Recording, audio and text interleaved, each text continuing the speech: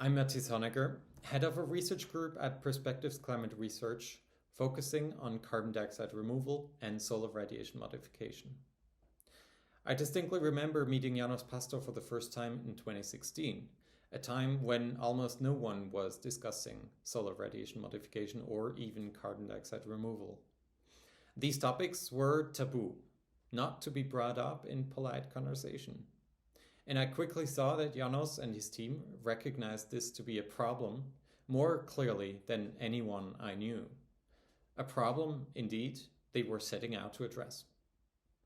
By that time, I had spent 6 years studying the worsening conditions of our planet's atmosphere, as well as the human systems that were both its cause and effect. And I had been working on climate policy for another 4 years, and I knew the international community was delaying a difficult but necessary conversation. Soon after our first encounter, János and I co-authored, along with 16 academics, a call for such an open societal conversation on the topics of removals and SRM. And indeed, we are fortunate to have observed emergence of exactly that conversation in the 7 years of C2G's operation. C2G has not only brought these topics to the public, but also got national decision shapers, regional cooperation, and global governance organizations to consider them. Those deliberations are the lifeblood of the international community, infinitely greater than the sum of its parts, and invaluable to democratic and accountable decisions that no single actor could begin to tackle.